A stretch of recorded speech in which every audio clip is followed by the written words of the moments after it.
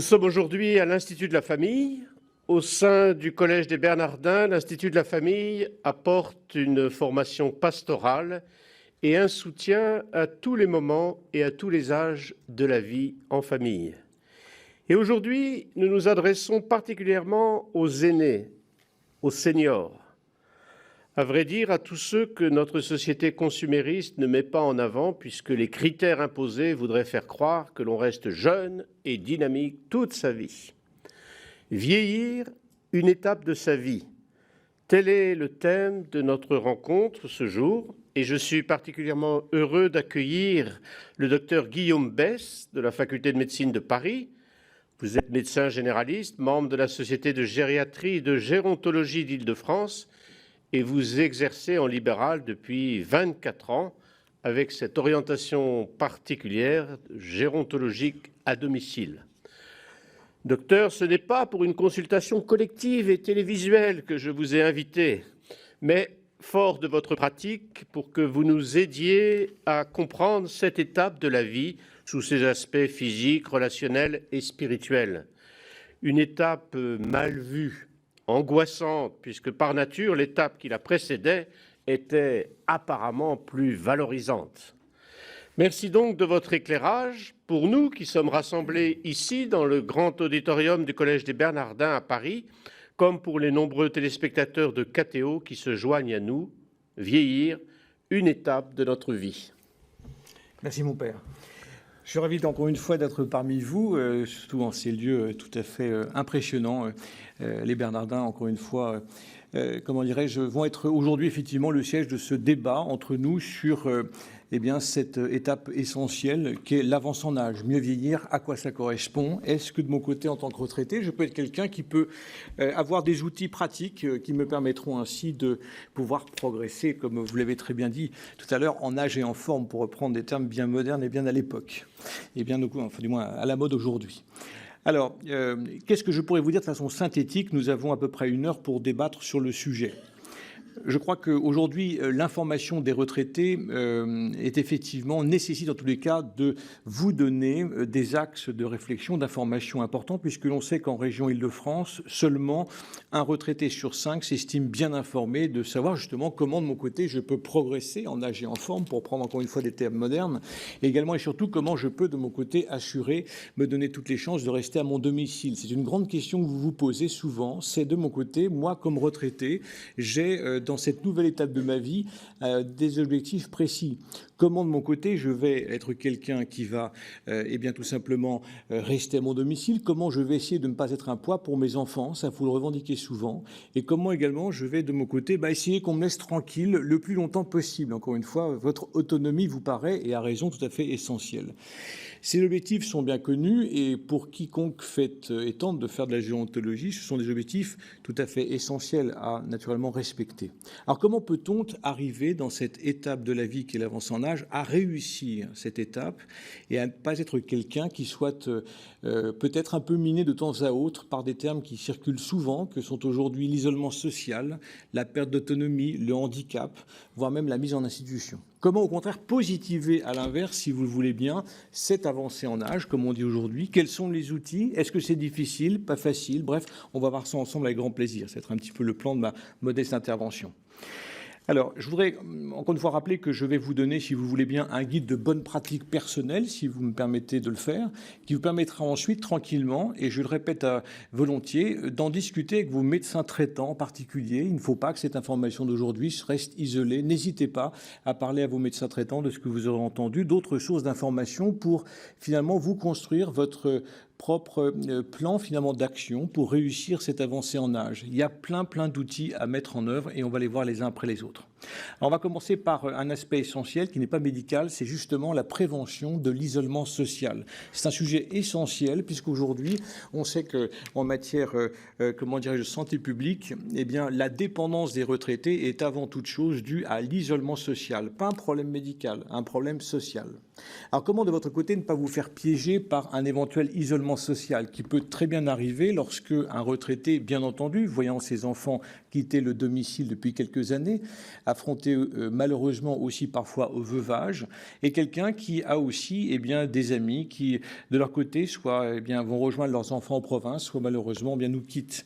Ce retraité voit ainsi tout un ensemble de repères environnementaux et sociaux s'effondrer les uns après les autres, du moins parfois, sévèrement s'effriter.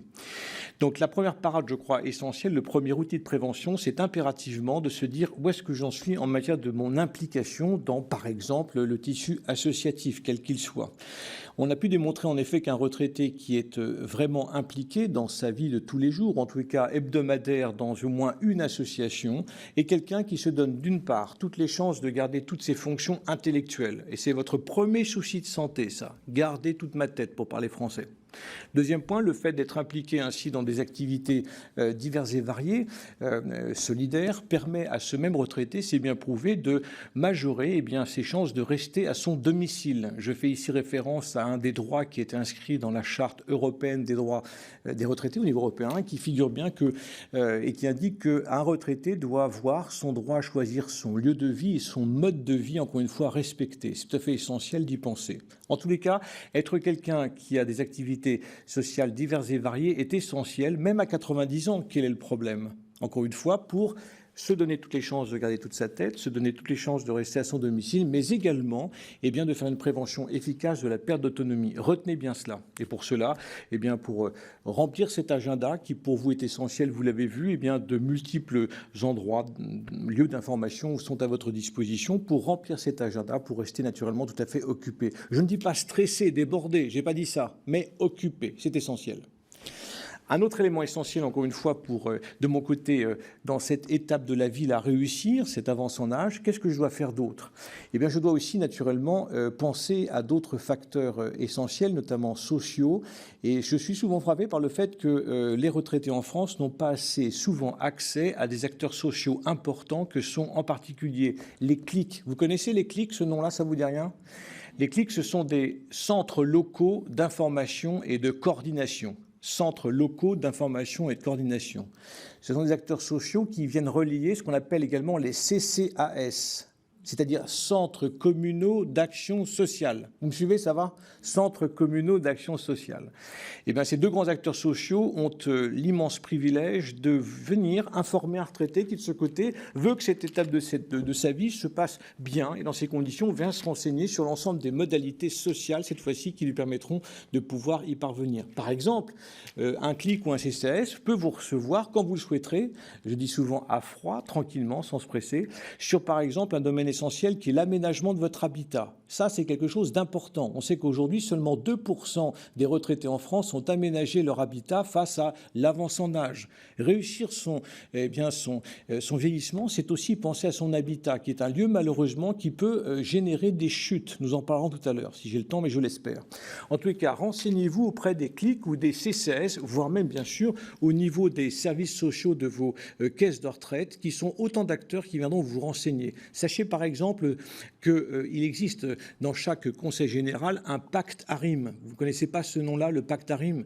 C'est un acteur très important qui dispose de fonds permettant à un retraité, en fonction de ses ressources, d'aménager son habitat pour une prévention efficace des chutes. Renseignez-vous, à telle enseigne que des pactes ARIM peuvent, par exemple, un simple exemple, parce que malheureusement notre temps est tout à fait compté, et c'est normal, le pacte ARIM, par exemple, pourra, pour un retraité qui peut en bénéficier, pourra de ce côté verser 80% de la dépense totale de la mise en place de stores électriques pour un retraité qui, vous le savez, peut avoir une atteinte, ce qu'on appelle une épaule vieillie. C'est tout à fait important en matière de dignité de ce retraité, de sa qualité de vie. Ne vous laissez pas piéger par, encore une fois, ces informations qui ne vous sont pas données. Partez à la pêche aux informations et les CCAS et les CLIC vous aideront grandement pour cela. Ils existent que pour ça, d'accord? Donc n'hésitez pas à les contacter. qui pourra aussi vous renseigner, par exemple, sur d'autres données, en particulier des termes importants qui ne concernent pas directement des retraités de votre âge, car vous êtes très jeune, mais après, notamment ce qu'on appelle les mandataires de protection future, terme juridique important qui vous permettra de désigner, alors que vous allez très bien aujourd'hui, la personne qui pourra vous aider, que vous aurez choisi et qui ne vous sera pas, donné, donné par un juge dans le cadre d'un jugement, encore une fois, juge des tutelles. Eh bien, ce mandataire de protection future est cette femme ou cet homme que vous aurez choisi qui viendra vous accompagner dans les moments où vous ne pourrez plus éventuellement exprimer votre volonté. Renseignez-vous sur cet aspect tout à fait essentiel, d'accord ?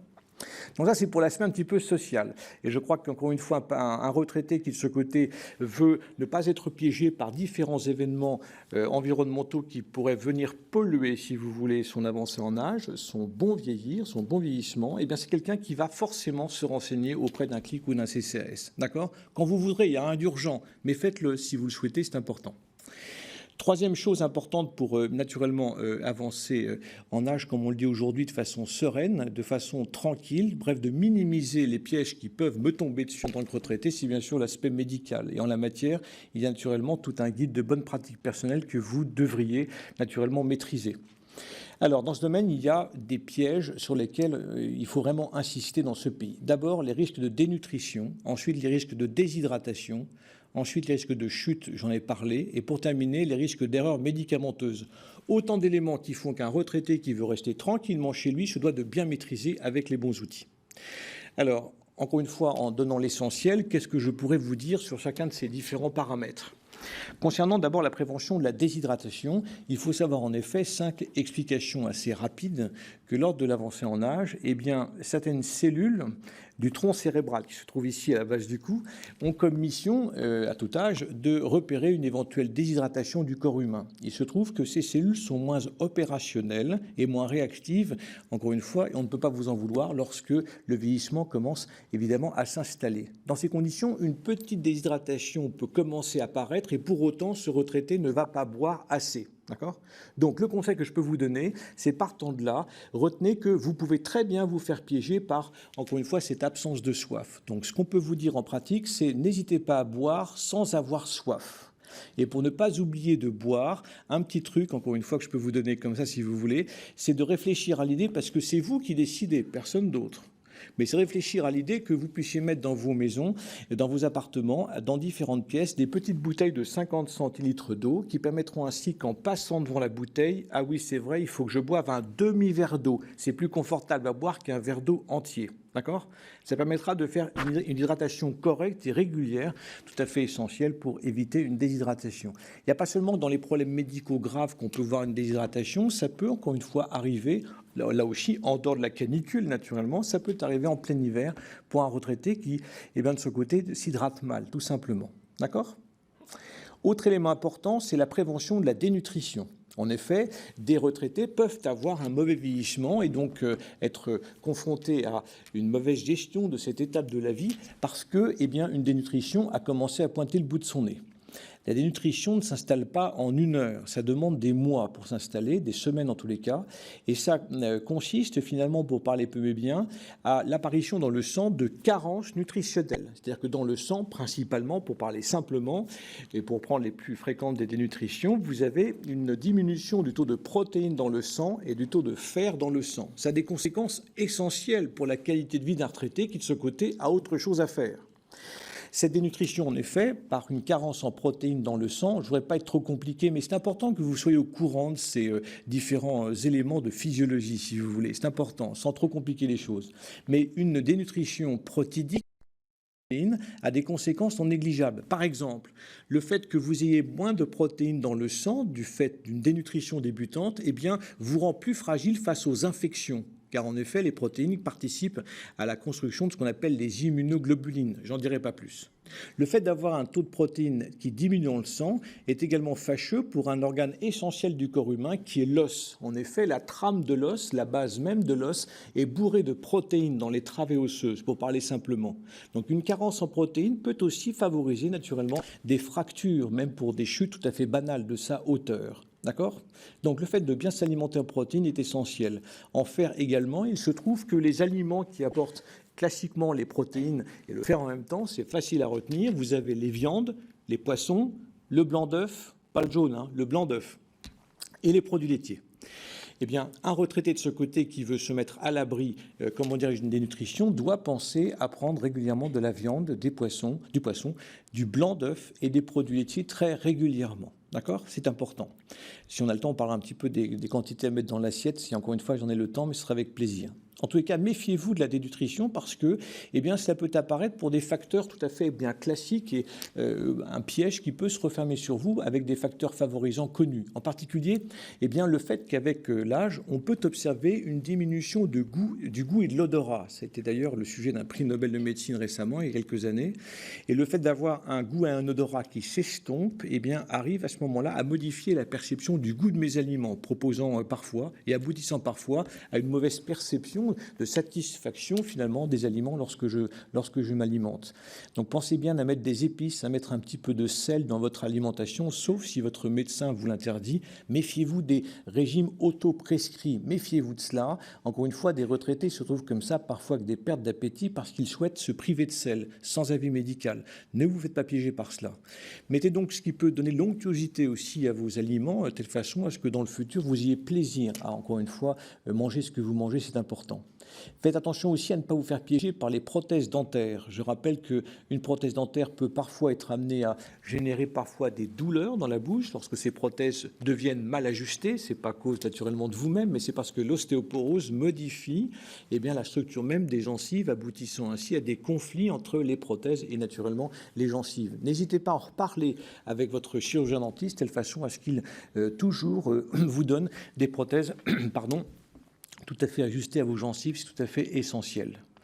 Pensez aussi à, comment dirais-je, si vous ressentez parfois, ne vous faites pas piéger par cela aussi, si après un repas, vous ressentez une pesanteur de ce repas, une mauvaise digestion, parlez-en à votre médecin traitant, car des retraités parfois traînent un petit peu à en parler alors qu'ils ont ce qu'on appelle des hernies hiatales, c'est-à-dire que la partie haute de l'estomac, pour synthétiser, eh bien, remonte un petit peu à travers le diaphragme dans le thorax, provoquant ainsi des remontées, si vous voulez, d'acidité dans l'œsophage, ce qui donne, et c'est normal, une gêne, encore une fois, à la digestion tout à fait notable.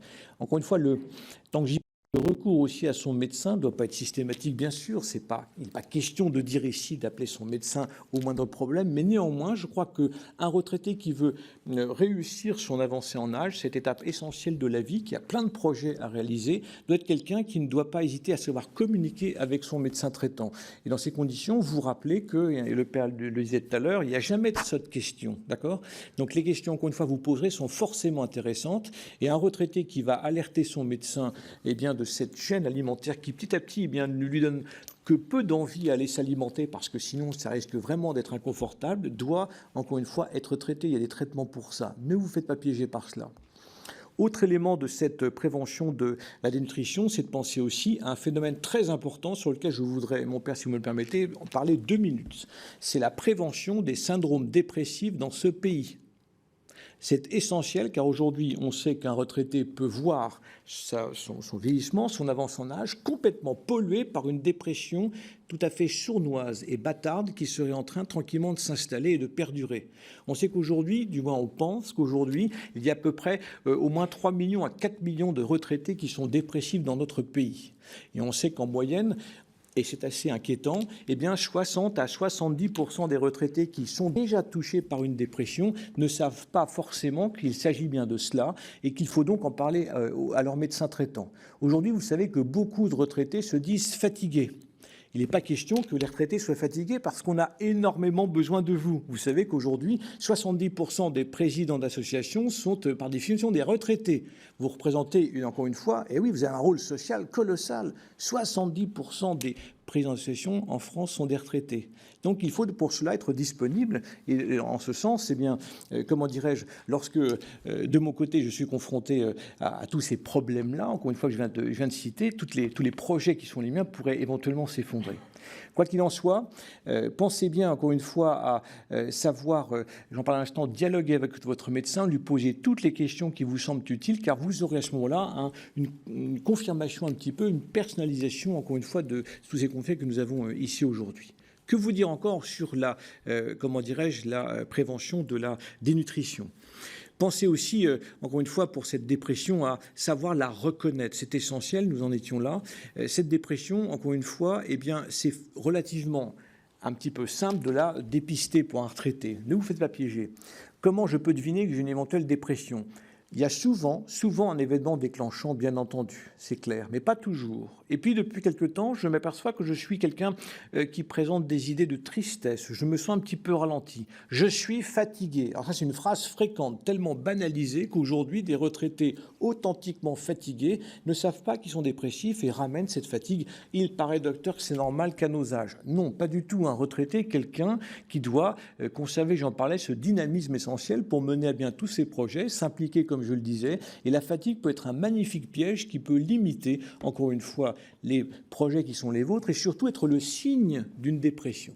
Alors, typiquement, un retraité dépressif est quelqu'un qui est ralenti, qui a une tristesse, qui présente des idées un petit peu noires depuis quelque temps, tout à fait inhabituelles, et qui, en plus de ça, peut perdre l'appétit, peut voire même parfois, lorsque le diagnostic n'est pas posé, parce que ce retraité n'en parle pas forcément, eh bien, aboutir à des pertes de dignité absolument, encore une fois, terrifiantes. Il n'est pas question que vous fassiez piéger par cela.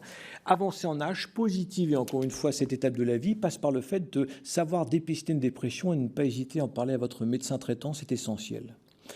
Que vous dire encore sur la prévention de la dénutrition? Pour conserver cet appétit, c'est bien entendu de toujours, si vous le pouvez, prendre vos repas et naturellement accompagnés. Quand des retraités, malheureusement, sont seuls dans leur salle à manger ou dans leur cuisine, petit à petit, c'est un facteur qui peut favoriser la perte d'appétit. Donc n'hésitez pas, à travers cette implication dont je vous parlais, mais c'est vous qui décidez encore une fois, eh bien pourquoi pas réfléchir à l'idée de, au niveau des différentes personnes que vous rencontrez dans le tissu associatif, à pouvoir inviter ces personnes à venir déjeuner chez vous, ou à l'inverse, encore une fois, programmer finalement des repas où vous serez le moins seul possible. On sait très bien qu'un retraité seul est un retraité qui souvent a des chances de s'alimenter moins convenablement. C'est tout à fait essentiel. Il y a d'autres paramètres qui expliquent ces dénutritions, bien sûr des maladies aussi, mais je ne suis pas là pour en parler. Votre médecin traitant gérera ça tout à fait convenablement, bien entendu. Mais néanmoins, ces facteurs environnementaux, ces petits pièges peuvent s'ajouter les uns aux autres et aboutir petit à petit à des pertes d'appétit qui peuvent être, encore une fois, très problématiques par la suite. Ne vous faites pas piéger par ça et retenez encore une fois ces modestes conseils. Nous avons parlé de la déshydratation, de la dénutrition. Comment réussir, encore une fois, cette étape de l'avance en âge de façon digne, avec une bonne qualité de vie? C'est aussi de penser naturellement à un phénomène essentiel qui est celui du médicament. On sait qu'en France, eh bien, nos retraités prennent plus de médicaments qu'à l'âge de 30 ans, ça paraît évident, puisqu'ils présentent, ils n'y peuvent rien, plus de pathologies qu'il faut soigner, c'est évident. Le problème, c'est qu'aujourd'hui, on sait que, vous le savez sans doute, 20% des retraités en ce moment hospitalisés y sont à cause du médicament. On sait, oui, absolument. On sait également que les médicaments sont des substances, comme vous le savez, actives, qui peuvent donner des effets secondaires chez un retraité, parce que, pour différentes raisons, le médicament est peut-être d'abord mal prescrit, mais surtout et avant tout parce qu'il est mal manié. Il est important de votre côté de ne pas vous faire piéger par le médicament. Et dans ces conditions, pour garder cette capacité à pouvoir raisonner, à avoir un organisme qui soit à votre disposition, les effets secondaires des médicaments sont des entités parfaitement importantes à bien connaître. N'hésitez pas, par exemple, d'un point de vue pratique, à demander à votre médecin traitant sur n'importe quel médicament qui est le vôtre, et il vous répondra avec grand plaisir à l'idée de, eh bien, comment dirais-je, de demander les principaux effets secondaires. C'est tout à fait essentiel. N'hésitez pas, lorsque vous lisez la notice, à demander à votre médecin traitant, mais tenez docteur, il y a marqué œdème des membres inférieurs. C'est fréquent, c'est pas fréquent, qu'est-ce que je dois en penser? Ne soyez pas affolés par ces notices qui sont un respect des droits des usagers, comme on dit, qui doivent connaître ces effets secondaires. N'hésitez pas à demander des compléments, soit votre médecin, soit votre pharmacien, à propos de ces effets secondaires. En tout cas, pour le bon usage du médicament, c'est une entité essentielle. Par exemple, on sait bien qu'un retraité qui, de ce côté, veut se donner toutes les chances de réussir cette étape de la vie qui est le vieillissement, doit impérativement bien prendre convenablement son médicament contre l'hypertension et contre le mauvais cholestérol. Ça, c'est essentiel puisque l'on sait que ces deux problèmes de santé que sont les hypertensions déséquilibrées. Il semblerait que ça concerne presque 70%, pardonnez-moi, presque 50% des hypertendus en France, ce qui est absolument incroyable.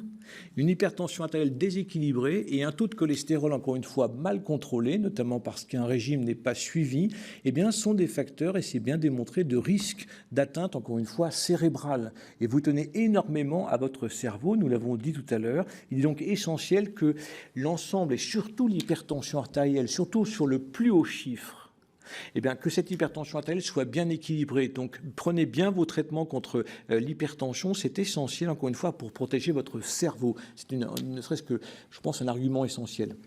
Le cholestérol aussi, nous l'avons dit, est un facteur de risque important. Donc n'hésitez pas, pour réussir aussi à cette étape de la vie essentielle qu'est l'avance en âge, à bien gérer ces traitements. Et si par malheur, vous ne saviez plus très bien si, je ne sais plus si j'ai pris mon cachet ce matin, je ne sais plus très bien, n'hésitez pas à demander à votre médecin d'étudier la possibilité que vous ayez un pilulier, un semainier, qui n'est pas réservé qu'aux centenaires en France. Des retraités qui, de leur côté, veulent ne pas être, encore une fois, confrontés aux effets secondaires des médicaments, je pense, ont intérêt à avoir ce type de pilulier qui leur permet tranquillement de faire leur traitement pour la semaine et après de ne plus être embêtés par le fait de savoir si j'ai pris ou non ce type de traitement. Vous voyez, souvent le monde du handicap, qui est une autre situation, dit aidez-moi à m'adapter à ce monde environnant, de telle façon à ce que ma dignité soit respectée, ma qualité de vie soit au rendez-vous. Tous les conseils très pratiques que je vous donne restent dans cette optique, dans cet objectif. Vous aider à mener à bien tous les projets qui sont les vôtres sans être embêté par des médicaments, des déshydratations, des machins et des bidules. Vous voyez ce que je veux dire? Vous avez autre chose à faire, nous sommes d'accord. Que vous dire encore sur les médicaments? Je crois que je vous dis l'essentiel. On parle beaucoup des génériques à l'heure actuelle. Encore une fois, il faut bien rappeler que ces médicaments génériques sont des médicaments que votre médecin pourra très bien vous commenter sans aucune difficulté. Je ne suis pas ici, parce que le temps qui m'est imparti est tout à fait cerné, vous faire tout un laïus sur les génériques, mais néanmoins, il est important de rappeler que, encore une fois, ces médicaments génériques sont aussi bien surveillés par le ministère que les médicaments dits princeps, qu'ils souhaitent, encore une fois, substituer. C'est important que vous le sachiez. Des faux amis circulent sur les génériques, etc., qui font qu'un doute s'installe quelque peu.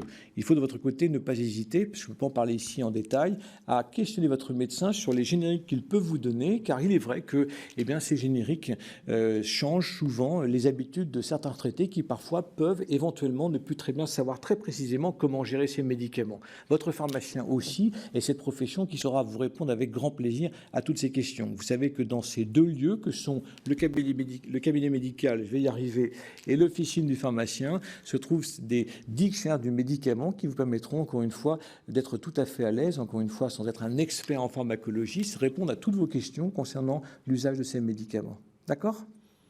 On a parlé de la dénutrition, la déshydratation, des problèmes posés par les médicaments. Maintenant, grand sujet, c'est la prévention des chutes.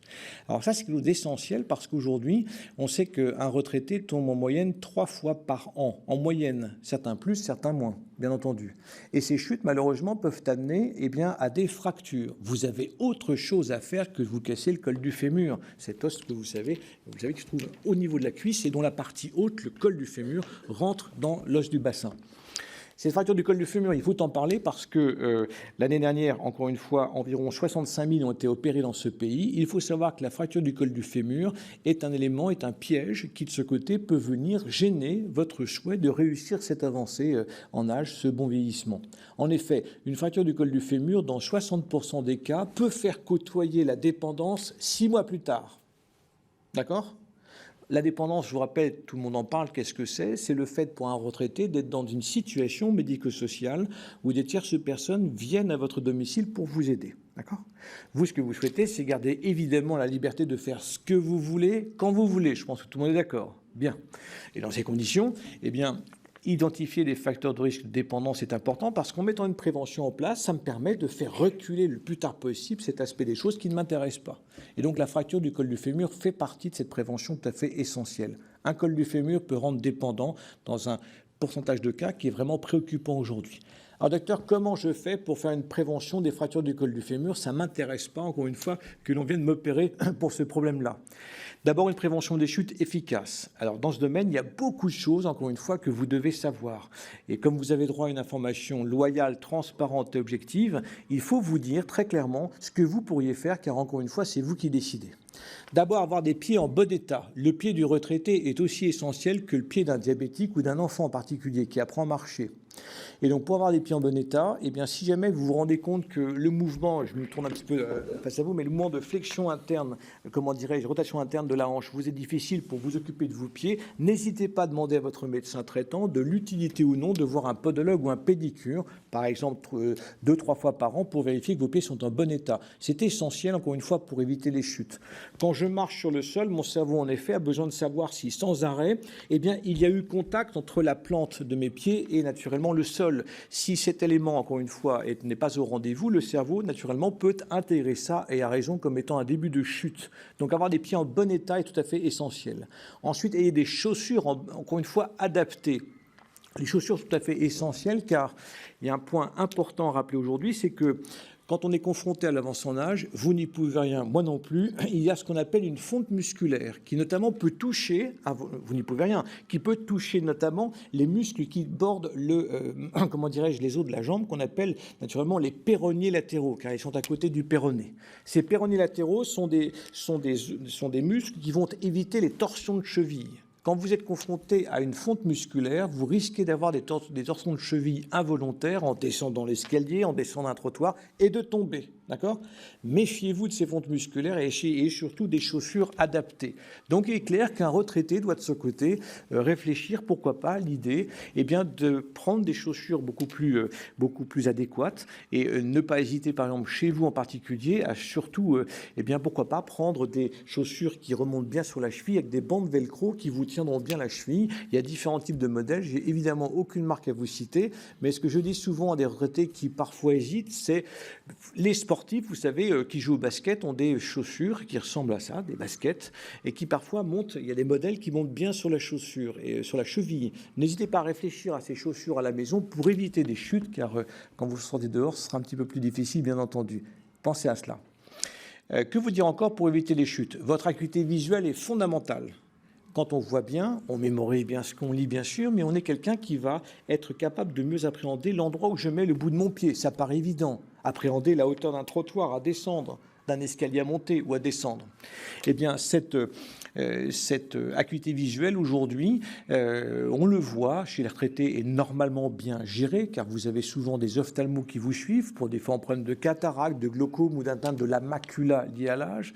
Mais néanmoins, si vous avez autour de vous des retraités qui n'ont pas vu de médecin ophtalmo depuis au moins 2 ans, encouragez-les à consulter parce que le glaucome en particulier est un problème de santé publique qui est fréquent chez les retraités, qui concerne déjà 2 à 3 millions de nos retraités en France, avec à ce moment-là une atteinte de la vision périphérique, puis ensuite centrale, qui va considérablement gêner ensuite ce retraité pour naturellement faire une prévention des chutes.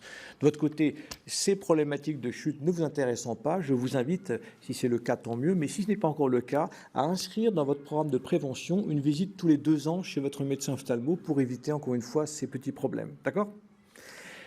Que vous dire encore ? Sujet important aussi pour éviter les chutes, et en règle générale, quand j'en parle à ce moment-là, tous les yeux se lèvent au ciel. C'est la 3e patte qu'on tient à la main qui permet d'éviter une chute. Ça s'appelle, encore une fois, une canne. Eh oui. La canne, encore une fois, et je comprendrais très bien que éventuellement ça ne puisse pas forcément vous intéresser d'en porter une. Et à ce titre-là, je vous conseille, pourquoi pas, de réfléchir à l'idée de vous acheter une canne qu'on trouve dans les magasins de sport. Ce ne sont pas les cannes, encore une fois, je le dis, pour des retraités qui auraient un petit peu de difficulté à appréhender ce concept. Ce sont des cannes pour les jeunes que vous pouvez très bien. Elles sont légères, elles sont pliables, elles sont de jolies couleurs, que vous pouvez ensuite utiliser en n'ayant surtout pas omis de mettre au bout de la canne un embout en caoutchouc, d'accord ? Et quand même, vous pourrez vous promener tranquillement avec cette canne. En effet, je vous dis cela parce que lors de l'avancée en âge, et vous n'y pouvez rien, il y a parfois des petites latéraux, des mouvements latéraux pour parler français, ou en arrière, une rétropulsion qui peuvent faire chuter un retraité. Il n'est pas question qu'un retraité chute. La canne fait partie de cet ustensile qui permet d'éviter en particulier une hospitalisation. Vous avez autre chose à faire, d'accord ? Bien. Que vous dire encore pour la prévention des chutes? L'aménagement de l'habitat, nous l'avons déjà dit, pensez-y, c'est important.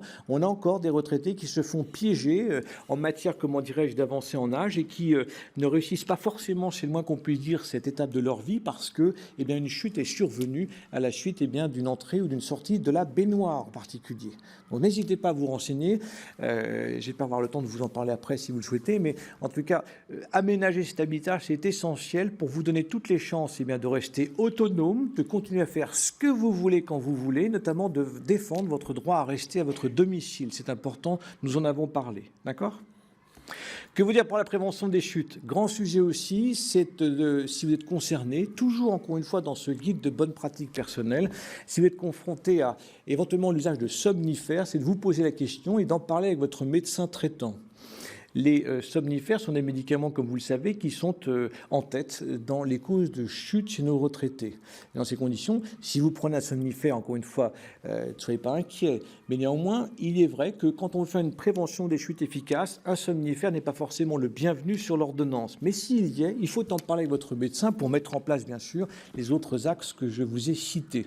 Mais ça n'empêche pas, lors de cette discussion avec votre médecin traitant, de vous demander, est-ce qu'éventuellement, docteur, vous pensez que vous pourriez m'aider à arrêter ce médicament pour dormir? Ce qui suppose aussi de savoir pourquoi vous l'avez commencé, bien entendu, car en effet, lors de l'avancée en âge, le sommeil souvent va se modifier. Et des retraités, oui, je vois une personne qui lève les yeux au ciel, vous voyez, bien sûr.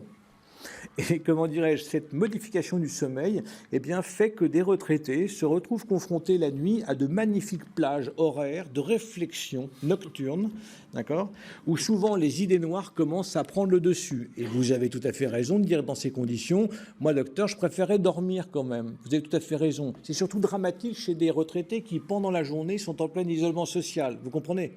Si en plus de ça, ils ont des tranches horaires nocturnes où cet isolement, évidemment, est à nouveau présent et où d'autres soucis surviennent, c'est un petit peu difficile à gérer. C'est pas comme ça qu'on va réussir cette étape de la vie qui est naturellement l'avance en âge.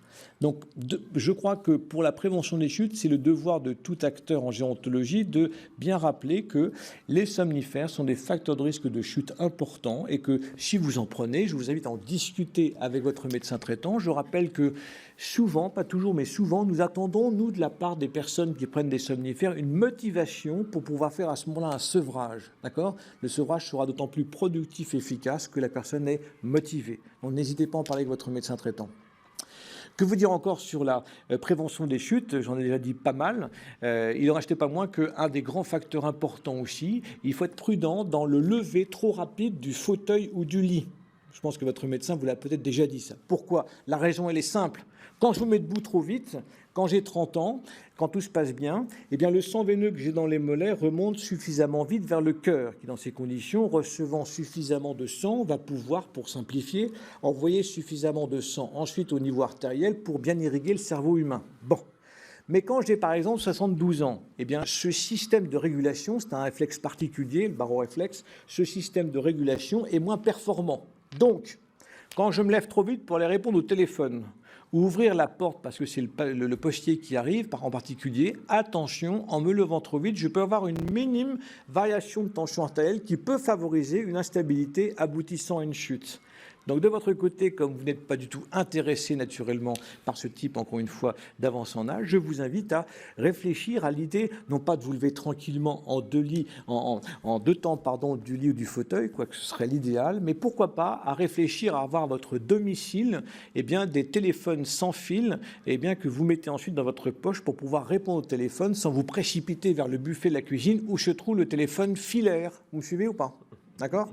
Deuxième point, à demander au Pactarim comment, par exemple, installer sur le pourtour de votre porte des petits interphones qui font que, eh bien, à l'autre bout du fil, naturellement soigneusement disposés, pas dans la pièce, mais sur le pourtour des plaintes, eh bien, vous répondez tranquillement, bougez pas, j'arrive tout de suite, d'accord, plutôt que vous précipiter. Prévention quand tu nous tiens, finalement. C'est ça aussi, réussir son avancée en âge, c'est ne pas être dérangé, pollué par tous ces événements qui font que tous mes projets vont éventuellement être, comment dirais-je, piratés. Vous comprenez ? Donc pensez encore une fois à cet aspect des choses importants qui est naturellement eh bien, l'aménagement de cet habitat pour justement éviter ces chutes un petit peu parfois stupides qui peuvent aboutir à une totale opposition à votre projet initial. Que vous dire encore sur cette prévention des chutes? Eh bien, je crois que j'ai dit l'essentiel, me semble-t-il. Il nous reste encore 15 minutes, donc je vais pouvoir parler d'autres éléments avec grand plaisir. Nous avons vu là que pour réussir son vieillissement, cette belle étape de la vie, j'ai besoin d'avoir, évidemment, nous l'avons vu, des informations, notamment au niveau social. Vous vous en souvenez, j'en ai parlé. Nous avons vu la prévention de la dénutrition, de la déshydratation, du mauvais usage du médicament. Nous avons pris aussi le temps de parler de la prévention des chutes. Les autres paramètres sur lesquels je voudrais vous parler, encore une fois, c'est important pour réussir son avancée en âge, car il y a beaucoup de retraités qui malheureusement en parlent. Il faut en parler donc de façon loyale et transparente. Ce sont parfois les conflits dans la famille, les conflits avec les enfants. Alors, à ce sujet-là, il faut en parler parce qu'aujourd'hui, on parle beaucoup dans ce pays d'aide aux aidants. Je pense que vous avez déjà entendu parler de ce terme. Aide aux aidants, évidemment, tout à fait justifiée. Vous n'imaginez pas la souffrance de certains aidants familiaux lorsqu'ils ont à gérer en particulier, à la maison en particulier, eh bien, des retraités qui, de leur côté, ils n'y peuvent rien, ne peuvent plus exprimer leur volonté, et pour cause, puisqu'ils ont des troubles, des fonctions intellectuelles tout à fait importants. Ces aidants familiaux sont souvent très fatigués, sont souvent parfois dépressifs, et on aboutit parfois à des situations tout à fait dramatiques de maltraitance dans notre pays.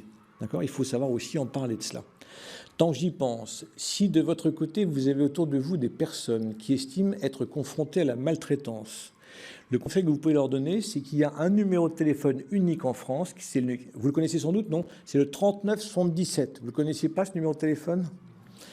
Le 39 77, numéro de téléphone national, où un retraité va avoir au bout du fil, du lundi au vendredi de 9h à 19h, c'est précis, et bien une personne qui pourra discuter avec elle de façon anonyme, encore une fois l'anonymat est respecté, pour savoir si ce retraité, éventuellement confronté à une maltraitance, il est encore une fois confronté, et surtout qu'est-ce qu'il peut faire, comment encore une fois il peut être aidé, entouré pour essayer de lever le terrible fardeau qui naturellement l'afflige. Donc retenez ce numéro de téléphone 39 77. Pour revenir aux enfants, vous avez eu un thème, un sujet, le père m'en parlait avant de commencer, il y a quelques années ou l'année dernière, sur, encore une fois, la place du retraité dans ce monde de jeunisme absolu, me semble-t-il. C'est un sujet passionnant qui vous a été traité. C'est un sujet d'autant plus passionnant qu'il a malheureusement des conséquences en matière de regard qu'ont nos propres enfants sur l'avancée en âge. Quand on regarde tranquillement et de façon objective, eh bien, ce que disent les enfants, encore une fois, de l'avancée en âge, ils disent souvent que, de leur côté, ils sont eux-mêmes très inquiets d'avancer en âge. En témoigne, par exemple, un signe important, c'est le nombre, encore une fois, et je cite souvent ça dans mes conférences, le nombre, encore une fois, de kilos de crème anti-rides qui sont vendus dans ce pays. Témoin, encore une fois, que l'avancée en âge, semble-t-il, serait, encore une fois, fortement déconseillée, semble-t-il. D'accord ? Quoi qu'il en soit, nos enfants évoluent, et vous le savez bien, et même nos petits-enfants, dans ce monde d'aujourd'hui tellement global et tellement ultra rapide, avec Internet, que lorsqu'un problème se pose, il faut que j'ai la réponse tout de suite. Vous avez en effet, j'espère que vous avez de votre côté aussi souvent accès à Internet. Vous avez des outils sur cette technologie qui permettent d'avoir une réponse très rapide à une question précise. Alors parfois la réponse n'est pas forcément la bonne, mais en tous les cas, il y a une ébauche de questions. Ça va très vite. Nos enfants, quand ils vont nous regarder encore une fois, nous, dans l'avancée en âge, eh bien, sont des femmes ou des hommes qui aussi, lorsqu'il y a un problème, veulent une réponse tout de suite. La problématique, c'est que les retraités sont des femmes et des hommes qui ne demandent pas forcément de l'aide à leurs enfants. D'ailleurs, vous dites souvent, je ne veux pas être un poids pour mes enfants. Avancer en âge convenablement, être quelqu'un qui évolue positivement dans son étape de sa vie, ça oblige aussi à parler de la bonne gestion de ses enfants et de la prévention de l'épuisement potentiel. Pourquoi je vous dis ça? Parce qu'on sait qu'aujourd'hui, à peu près 65 à 70% des placements des retraités, donc je quitte mon domicile, sont dus à des décisions familiales. Il est bien sûr évident que dans ce lot se trouvent naturellement des familles qui, face à un retraité, notamment ne pouvant plus exprimer sa volonté, présentant des troubles des fonctions intellectuelles, eh bien ces familles vont prendre la décision, pour protéger ce retraité, d'envisager bien sûr l'arrêt du maintien de domicile. Ça paraît évident. Mais néanmoins, il y a, comment dirais-je, des retraités qui parfois, eh bien, sans forcément le dire, sans forcément le clamer, sont parfois un petit peu inquiets de savoir s'ils pourront rester à leur domicile. J'espère que vous ne faites pas partie de ces retraités, mais néanmoins, ça c'est une très bonne situation, un très bon fondement qui, surajouté à d'autres problèmes, peuvent faire germer une belle dépression. Gênant à ce moment-là, ce retraité qui, dans ses projets, va voir ses différentes envies, ses différents projets s'effondrer les uns après les autres. Donc la prévention de l'épuisement, encore une fois, de la crainte de ces enfants de se voir avancer en âge est importante. Et moi je dis souvent qu'un retraité, d'ailleurs j'en parlais tout à l'heure au tout début de notre intervention, je disais qu'il était intéressant que vous puissiez vous rendre dans les CLIC ou les CCAS, vous vous souvenez, d'accord? Bien.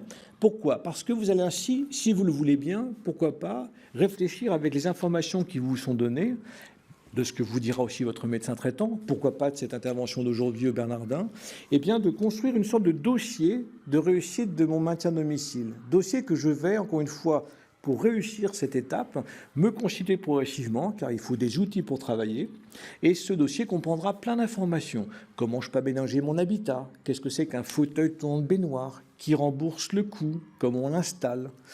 Qu'est-ce que, par ailleurs, je peux demander en matière de téléassistance? Vous savez, ce petit boîtier à mon domicile. Bref, je sais tout sur tout, à la limite. Je me suis bien renseigné. Et partant de là, sur ce domaine-là, comme sur d'autres domaines en matière de gestion de mes ordonnances, mes prises de sang, tout mon dossier est encore une fois opérationnel. Et je peux à ce moment-là, et je vous le propose, eh bien de dire à vos enfants, et vous, où est-ce que vous en êtes, vous, s'agissant de votre vieillesse à venir? Comment vous la voyez? Vos enfants ont déjà dépassé en moyenne 50 ans, donc ils sont déjà confrontés, comment dirais-je, à différents éléments qui peuvent survenir. Une cataracte débutante, par exemple, d'accord? Eh bien, c'est pas à 50 ans, ça peut arriver. Un glaucome aussi, par exemple, pour prendre le domaine ophtalmo. Et profite un petit peu de cela pour leur demander, et toi, comment tu conçois ton avance en âge, toi? Ça, c'est important parce que, eh bien, vos enfants pourront vous entendre dire ensuite, ben voilà, moi j'ai réfléchi à tout ça et comme je veux parfaitement bien réussir cette étape de ma vie, je suis quelqu'un qui a constitué un dossier de maintien à domicile réussi et vous dites à vos enfants, si un jour toi tu veux des conseils, viens me voir, je te dirai comment j'ai fait puisque je réactualise sans arrêt cet outil. Ça permet de faire une prévention efficace, encore une fois, de vos enfants qui vous aiment tellement que d'un côté, eh bien, ils souhaitent vous porter assistance, ils estiment que les choses ne vont pas, et malheureusement, ils vous aiment tellement qu'ils ne se rendent parfois pas compte que rentrant, alors que vous ne leur avez pas forcément demandé, naturellement. Si vous leur demandez, c'est différent. Mais ils ne se rendent pas forcément compte que rentrant dans votre espace décisionnel, quelque part, eh bien, ils viennent naturellement affronter une liberté essentielle, qui est celle pour vous de décider de ce que vous voulez quand vous voulez. Et en plus de ça, et surtout, eh bien, cette démarche de nos enfants se fait souvent, même s'ils sont très dignes, vous aussi. Ils ont du mal à cacher leurs angoisses et leurs difficultés à venir vous parler de ces sujets-là. Or, comme vous les connaissez parfaitement bien, vous savez parfaitement repérer cette angoisse débutante et vous, ça vous fait mal quelque part. Et souvent, vous allez involontairement parfois avoir du mal à suivre un petit peu la discussion qui vous est proposée, provoquant parfois des tensions, des incompréhensions de la part de vos enfants. C'est trop compliqué tout ça, trop compliqué. La prévention, encore une fois, est importante, de discuter avec l'autre, avec nos enfants, de savoir aborder ce sujet-là de façon tout à fait libre. Et rien de plus merveilleux que de voir un papa ou une maman retraité qui parle aussi, dans son rôle d'éducateur qui continue, qui parle aussi de l'avance en âge avec ses enfants qui sont complètement, encore une fois, eh bien, confrontés à cette société de jeunisme que le père me décrivait tout à l'heure, encore une fois, qui fait qu'avancer en âge pose véritablement trop de problèmes, semble-t-il. Il est vrai qu'aujourd'hui, beaucoup de médias parlent peu, ont très peu de reportages sur la réussite de beaux projets menés par des retraités, pas forcément jeunes, même à 95 ans, d'accord, qui, de leur côté, participent à de magnifiques actions. Ils réussissent leur avancée en âge et sont des femmes et des hommes qui, de leur côté, eh bien, ont notamment suggéré la bonne gestion de leurs enfants. C'est aussi un paramètre sur lequel on n'insiste pas assez dans ce pays, je le regrette, et sur lequel je voulais, avec vous, encore une fois, débattre avec grand plaisir. D'accord ? Que vous dire encore, mon père, vous m'arrêtez si vous avez des questions à me poser. Que vous dire encore sur, encore une fois, la façon de réussir cette avancée en âge? Eh bien, c'est d'insister sur le dépistage par le retraité lui-même de différents problèmes de santé qui pourraient venir, encore une fois, eh bien, bloquer cette avancée en âge de façon sereine. J'entends par là les accidents vasculaires cérébraux. L'assurance maladie s'est fait l'écho d'une campagne dans ce pays il y a de nombreux mois sur le sujet. Je me permettrai modestement d'en être le relais. Je veux dire par là qu'un retraité doit connaître ces petits signes qui font que, et je vous le rappelle, eh bien, l'an passé, eh bien, 170 000 personnes en France ont été touchées par un accident vasculaire cérébral, dont 75% ont gardé des séquelles. C'est la première cause de handicap moteur en France, il faut le savoir. En tout cas, chez l'adulte, handicap chez l'adulte de façon globale. Première cause.